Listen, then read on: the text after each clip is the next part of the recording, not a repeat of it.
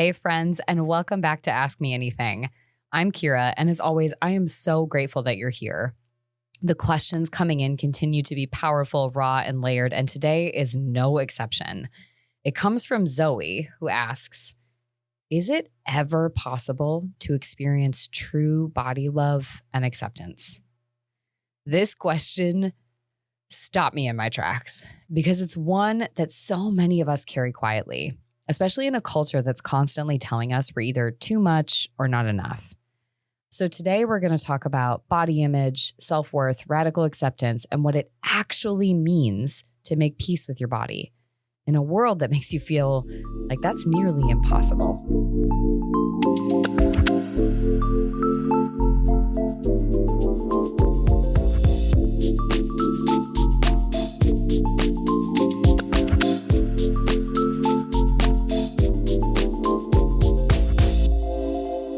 Let's be honest, the world we live in was not built for body love. It was built on comparison, control, and conformity. From the time we were young, we are fed messages explicitly and implicitly that say thinness equals health, muscular equals discipline, beauty equals worth, fatness equals failure, and that our value is tied to how we look far more than who we are.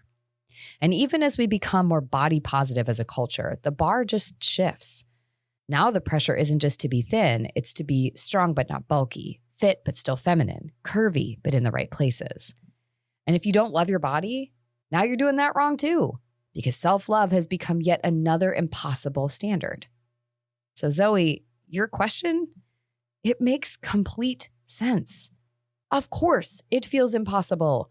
You're asking whether we can find peace in a system that profits off our insecurity. And for many, the challenge is even deeper because this isn't just about thinness or beauty. It's about the intersection of identities. For people who are disabled, trans, fat, neurodivergent, aging, Black, Indigenous, people of color, or who fall outside any dominant norm, body acceptance isn't just hard. It can feel like an act of resistance because the messages aren't just about not fitting in. They're about not being worthy, of safety, of visibility, of care. So again, if you're asking, is this even possible? The honest answer is not in the way that you've been taught to define it. But that doesn't mean there isn't another way. So let's reframe the goal. When we talk about body love, it often gets tied up in this idea that we're supposed to look in the mirror and adore every part of ourselves.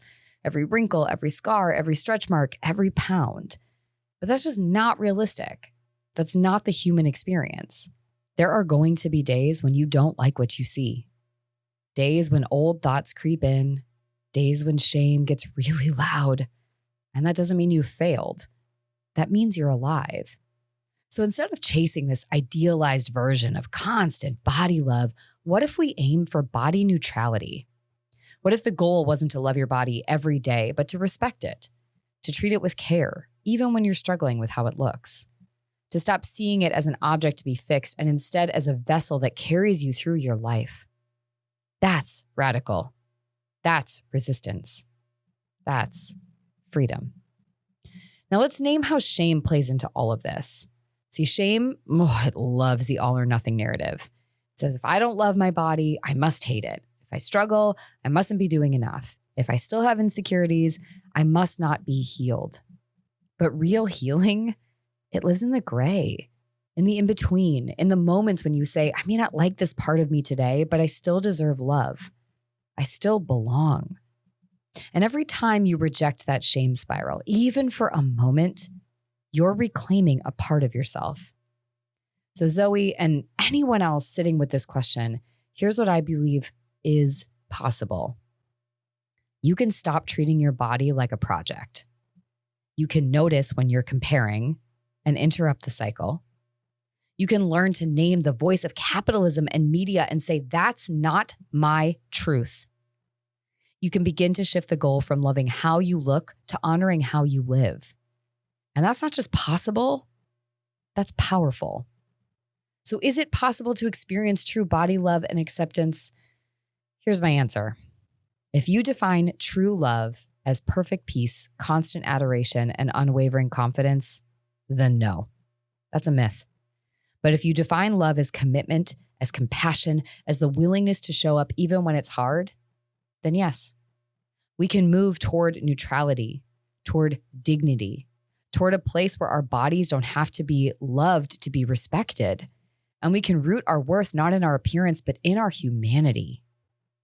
So Zoe, thank you so much for asking this question, for naming something so many of us feel but don't know how to say out loud. And to everyone listening, if you're on this journey of unlearning body shame, you're not alone. It's hard and ongoing, and it's worth it. Now, if you have a question on your mind, you can use the link in the show notes and submit one to me, anonymous or named, whatever feels right to you, so you can be featured on one of our upcoming episodes of Ask Me Anything. Until next time, take care of the body you're in, not because it looks a certain way, because it carries you through this life. You are worthy, as you are right now. We'll talk soon.